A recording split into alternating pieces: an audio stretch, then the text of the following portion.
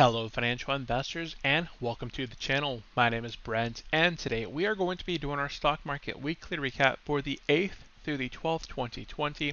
I have last week's changes up on the screens. We're going to go ahead quickly cover the changes for last week and see whether this week the stock market, the four main indexes actually lost all of last week's gains or if we actually maintained some of those gains that we had received last week. Then we're going to go ahead and take a look at the entire S&P 500 performance for the week, what sectors were strong, what sectors were weak. Then jump into silver, gold, bonds, wrapping it up with 10-year rates and or 10-year bond rates and mortgage rates on how either up or positive they went in this past week. So with that said, if you are brand new to my channel, have not yet subscribed, would really appreciate if you do hit that subscribe button below. If you do enjoy this video, find it helpful and entertaining, give this video a thumbs up. And I'd like to know your feedback. Let me know next week, do you think it's going to be positive? Do you think it's going to be negative? I've been doing a lot of polls over my Instagram, so if you're not following me there, follow me on Instagram. I've been doing some polls on Thursday. Stock futures were up over 1%. Asked the group, do you believe that Friday will either be positive or negative? 60% were negative, 40% were positive. Guess what happened? We ended up over 1 to 2% there on all the indexes on Friday. So definitely check out my Instagram. Let me know in the comment section down below this video right now. Do you think next week will be positive or negative? And let's go ahead and get into the video. So last week, S&P 500 put on nearly 5%, 4.91. Dow Jones was the winner of the three main indexes, up 6.81%. The Nasdaq was up 3.42, and the Russell 2000, take a look at that, up a whopping 8.11%. But it has been beat up very hard during this whole pandemic period. Now, silver, gold, and bonds were actually negative last week. Silver 2.58, gold down 2.99, and bonds down 0.7%. We also saw 10-year rates moving up by 0.25% in a single week. It was at 0.66, I believe, prior, and now, it wasn't at 0.66. We can see here, but it shot up by over by a quarter there of a percent. Mortgage rates also went down by 0.09. So jumping into this week's changes, we can see here that the market cooled off. It lost 4.78%. So we didn't quite lose the S&P 500 gains for last week. You can see here we were up 4.91 last week. Now we're down about 4.78. We'll take more to recover what we've lost, but that's, percentage-wise is what I'm kind of looking at. Not the points. I don't keep track of the points. Maybe that's something I'd like to keep track of now in the future. Maybe I'll make a note to kind of add that in. Dow Jones down this week 5.55%. So last week was up 6.81. This week down 5.55. The Nasdaq here actually performed the best of the indexes, down only 2.3%. So they did really well. They were up 3.42. They're essentially flat from last week going into this week. And then finally we have the Russell 2000 losing 7.93%. So they essentially lost all of what they had gained last week here in a single week. And while they did gain 2.32% here on Friday, it just wasn't enough to keep much of what they had actually received. And this is all with the Fed. Fed came out on Thursday and Jerome Powell gave a speech, and we can see here in the after hours, during the day, it was just a quick sell-off, very hard. I believe it was the 8th biggest sell-off in history here. We've had so many big sell-offs here this year in 2020. Who knows what will take place in the future? I think we're trading very high at the moment. We had actually broke into the positive territory here just recently, and now we're back into that negative there. So jumping into stock futures, now these are not going to be accurate. It is a little after 3 in the morning here on Saturday morning, so everyone's asleep. I'm out here recording.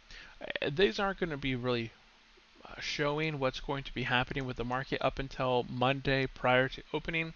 We'll see the world markets open up over in Hong Kong and Japan, then England and Germany will open up. So right now, England closed positive, whereas the rest of the global markets are closed negative. Now, S&P 500, here is the 1 week performance. So what stands out to you? If you say the FANG stocks, you are essentially right. We have Facebook slightly down 0.95% on the week, but check out Apple. up 2.2%. Amazon up 2.5%. We have Netflix right there, only down slightly, essentially flat on the week, down 0.36%. We saw Google up here. Google is the hardest hit of the FANG, down 1.88%. And then we have Microsoft positive by 0.29%. So if you were just having a portfolio of FANG stocks, you would still be pretty much positive this week with Facebook and Google and Netflix essentially, Netflix and Facebook would be kind of flat. Google would be your detractor, but then you'd have Amazon, Apple, and Microsoft kind of pulling ahead, and you don't see a lot of green out in the rest of the market. So if your portfolio was down this week, if your portfolio was in line with the market, there's no reason to kind of, you know, get discouraged or worry about your portfolio. It's the entire market that is pulling back. Now, if the market was up this week by 10% and your portfolio was in the negative, that's when you'd have to do a bit of a deeper dive into your portfolio to find out what sort of weakness does it have.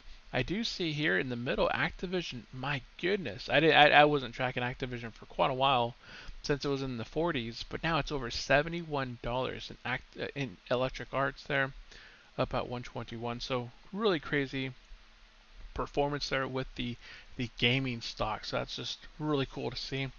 And oil this week down 8.49%. I think the United States Oil Fund, this ticker symbol USO, I think it's going to be cooling off right around this $28, $29 period. I don't think we're going to see that break. Whatever happens here in the market in the short term, I don't see this really moving above 28, 29 here in the short term. It's going to take a lot to get that moving up. The dollar continues to fall week after week. Last week it trended lower. This week it started around, I thought it was at higher. I thought it was at 98. Maybe I'm wrong, but I thought it was at 98, so it actually trended higher after Thursday, after Powell came out and kind of did his speech. The dollar started to get a little bit stronger there, which is kind of interesting.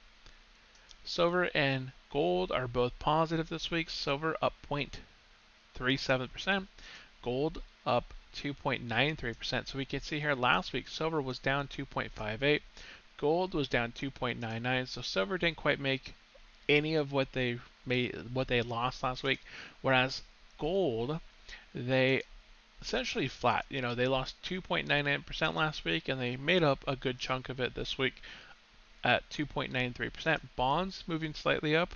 So if you recently moved your equities, when the market was nearly hitting highs once again, we are almost back at 52-week highs in a lot of the portfolio. And if we look at the NASDAQ here, it just hit over 10,000 points here on Wednesday. The NASDAQ just hit a new all-time high on Wednesday. So I saw a lot of investors, myself included, kind of taking a bit of profits. I took a bit of profits on a number of companies out there within my Merrill Edge account, within my Webull account, on my M1 Finance platform account. I'm kind of shaving off a little bit on my own M1 Finance account, not really on my wife's. I'll probably take a look at that here on this upcoming week, maybe take a look at taking some of the profits and kind of rolling it in and being a little bit more conservative, knowing that the second quarter of 2020 it's going to get hit pretty hard on earnings, and maybe companies kind of realizing that they're going to have to lower guidance. More companies are going to have to cut dividends. So I don't see why the market's up at these all-time highs or near recovery when the second quarter is going to be coming around. It's going to be much worse than I believe a lot of people are expecting for earnings. People are not out there shopping and buying. I go to the grocery stores. I go out. I haven't been to the mall. I won't go to the mall. But when I go to the grocery stores, it's just people buying groceries. There's no restaurants that are open here. You can't go and just dine at a restaurant. You have to take out still. So there's still a slow recovery to seeing a lot of these companies moving back up to where they were. And with that said, we have bonds dropping a lot. So last week here, 10-year was at 0.9. It is now at 0.7. So we saw that 10-year yield dropping by 0.2%. That's quite a big drop off for the 10-year. And mortgage rates actually decreased as well. Right here, they fell 3 basis points from 347 to now 3 44. I did put in an offer this week on I'm trying to buy another house for myself just to move into a larger home. So I made an offer this week on a home on Tuesday, I believe. I think, yeah, it was Tuesday. I offered him almost, they wanted 425. I offered him 385. They did not accept. They countered at 410 with 10,000 at closing. And with the property, the comps, they do not show that this property is worth that much. I'm not willing to pay that much for this specific property. It needs a lot of paint on the whole outside has at least 13 years of wear and tear with the sun beating it, so it does need a new paint job on the outside. It needs some sort of gardening cleanup on the property. Inside carpet needs to be completely replaced because it's all tore up. Walls, they painted just a single layer on the cabinets in the kitchen, so you can actually see the paint brushes on the kitchen. So it needs some flooring, some kitchen, some painting on the inside, outside, fixtures. So, and then the comps in the area don't show anything higher than 350. 350 to 380. I think the last one was like 385 that was sold. So I'm trying to buy another property for myself and then keep the current one that I'm located at right now as a rental, renting it out. And that's what, oh, we also didn't cover what we kind of posted this week. I've been posting quite a bit more over on my Instagram and on Facebook. It's kind of interesting this week. So earnings coming up this week. I didn't really see anything that I was really interested in. GameStop might be one that some investors are out there taking a look at, but I'm not looking at earnings any longer for my companies. I think all my companies have gone through. Unemployment falls by 13%. This is actually a little bit inaccurate, and I don't know. I thought somebody it was in the video. So if we go into the video, someone actually commented that the percentages were a little bit off, and I linked an article to the correct percentages. So I actually went back to work this week. So it was my very first day back to work, being in the office with one of my coworkers because the other guys decided not to show up. So I'm going to go ahead and finish up what I want to do at work. I'm working on a router and a switch setup for a new branch opening. So I want to get that all rolled out. And then once I do and configure those and set them up, I'll probably just say I want to continue to work from home and probably just get back to my home business. I like working from home a lot better now that I've been working from home from these past 3 months. It's kind of shown me another way of being able to just be with your family, your wife, and just kind of be there. And it's really nice to just take breaks, hang out with your kids, have a lunch, talk to your wife, hang out with the kids in the room, and just kind of homely. Stock futures on Tuesday, so I did post that. And dollar cost averaging, I thought this was really funny. Over on Robinhood, I am now able to buy fractional shares. So I have $2 in that account in cash, and I could buy 0.000001 shares of VU for 1 cent. I of course did not do that, but dollar cost averaging there. I did take some profits on Avi this week, so I've been kind of swinging Avi and a few other positions. I sold out of my McDonald's as well. So this is kind of a little screenshot here. I sold out of Avi at 91.03. I rebought it because I saw it was kind of getting traction. I was looking at some charts that it was getting momentum. They had also recently did some new drug announcement. They're getting into the whole pandemic positive stuff. And I saw an upswing in that, so I repurchased it with a little bit at $90.20. Repurchase my shares. This is all within a IRA or Roth IRA, so I don't have to worry about paying any taxes or any of that fun stuff. And then once I purchased it, I rode it all the way back up till about 96.21. I think this was on the 9th. So the 9th was on Tuesday, so not the highest of the week. That would have been Wednesday, but I saw some resistance. Their high, their 52-week high, is in that 97 range. So I felt really comfortable either selling at 96, 97, and I'd wait for another opportunity a little bit lower to kind of rebuy back in. So I sold at 96.21, rebought back not only my 22 shares that I sold, but I bought an additional 7 shares at 92.80, and I'm just kind of holding on to those. I also sold out of some McDonald's here at $200.85. I think McDonald's fell down into the 180s. It was in the 188 on the 11th. So I'm not sure if I'll pick up more McDonald's in the future or if I'll just kind of let it hang. And this was Thursday. So Thursday, my portfolio on Thursday fell about 5.72%, and we can see here 5.4 is the S&P, 6.44 is the Dow Jones. Mine felt more in line with the S&P 500 on Friday. Actually outperformed the S&P 500 by quite a bit. The S&P was up 1.31%. I believe I'm up like over 2%. I felt more in line with the Dow Jones being up 1.9%. I was actually probably not 2%, but it was closer to the Dow Jones performance versus the S&P 500. But so drip, I also got Robinhood drip. I don't really use Robinhood as active too much. And this is the little poll that we had. So stocks rebound after the biggest sell-off in March. I asked Instagram, it's Friday. I saw the futures being positive. Do you think that Friday will be green? 45% were yes, 55% were no. Let's find out. And I posted a screenshot here of closing. So Dow up 1.9, Nasdaq 1.01, S&P up 1.31%. So that is essentially all I posted over here. I just did this week as well.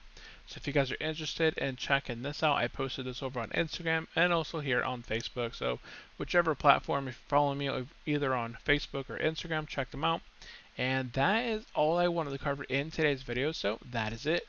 If you guys did enjoy this video, again, give this video a thumbs up. If you have any comments or questions going over anything that was covered today, or would like to see something covered in the upcoming future, go ahead and drop it in the comment section down below. Also, let me know, do you think next week will be positive or negative? I would really like to hear from you as to your thoughts with this market currently. Are you taking some equities off are you taking profits right now? I've taken profits along the way, kind of just selling off a little bit, rebuying a little bit cheaper on some of my positions, all my platforms where I am able to do limit buys, limit sells, move in and out of the market pretty easy. Not on M1 Finance. Oh, I have taken profits over an M1, but it's a little bit different. So that is going to be it for today's video. Thank you for tuning in. I will see you next time. Have a great day. Bye.